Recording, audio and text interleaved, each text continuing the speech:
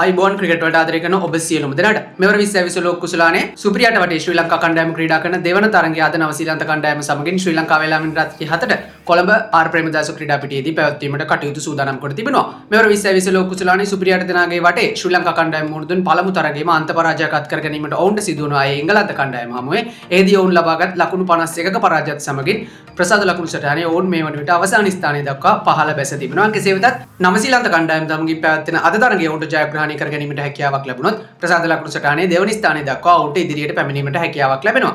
කෙසේ වෙතත් ශ්‍රී ලංකා කණ්ඩායමට මෙවර 2020 ලෝක කුසලානේ අවසන් පූර්ව වටයට ගමන් කිරීමට නම් අද පැවැත්වෙන නවසීලන්තයේ සමග තරගය සහ ඉදිරියේදී පැවැත්වෙන පාකිස්තානයේ සමග තරගය යන තරග දෙකම අනිවාර්යයෙන්ම ජයග්‍රහණය කිරීමට අවශ්‍යව තිබෙනවා. එහිදී තීරණාත්මක අද තරගයට ශ්‍රී ලංකා කණ්ඩායම බොහෝ දුරට එක් වෙනස්කමක් සහිතව පැමිණෙවි කියලා තමයි බොහෝ දෙනාගේ මතය බවට පත්ව තිබෙන්නේ. එහිදී ආරම්භක පිතිකරණාංශයේ නැවතත් අසාර්ථක වූ කමිල් මිශාරව කණ්ඩායමෙන් ඉවත් කිරීමට තමයි මේ වන විට ශ්‍රී ලංකා තේරීම් කමිටුව කටයුතු කොට තිබෙන්නේ. කෙසේ වෙතත් කිසිදු පන්දු යවන්නෙකු වෙනස් නොවන බවට තමයි මේ වන විට වාර්තා වී තිබෙන්නේ. ඒට ප්‍රධානතම හේතුව එංගලන්තයේ සමගින් පැවති තරගයේදී ශ්‍රී ලංකා පන්දු යවන්න ඉතාමත් හොඳින් එංගලන්ත කණ්ඩායම පාලනය කරමින් පන්දු යවීමට සමත් වූ නිසා.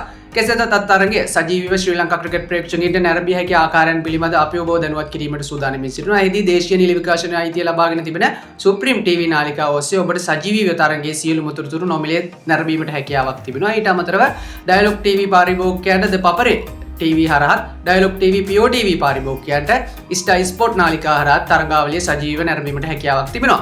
මීට අමතරව ජංගම දුරකථනයෙන් අද තරගයේ නැරඹීමට බලාපොරොත්තු වී සිටින ක්‍රිකට් ප්‍රේක්ෂකයන්ට ඩයලොග් ප්ලේ ඇප් එක හරහා අදාළ පැකේජයන් සක්‍රිය කර ගැනීමෙන් අනතුරුව කිසිදු ඩේටා ගාස්තුවකින් තොරව තරගයේ නැරඹීමට හැකියාවක් තිබෙනවා. ඊට අමතරව දැන් තිරයේ දිස්වන වෙබ්සයිට් එක හරහා ඔබට තරගය සජීවීව නැරඹීමට හැකියාවක් තිබෙනවා. ඊට අමතරව තරගයේ සහ තරගාවලියේ අලුත් වන සියලුම තොරතුරු එසැනින් අපි ඔබ වෙත ගෙනීමට සූදානම්. අපේ YouTube channel එක subscribe කරලා අපිත් එක්ක රැඳිලා ඉන්න කියලා අපි ඔබට ආරාධනා කරනවා. එහෙනම් හැම කෙනෙකුටම සුබ දවසක්.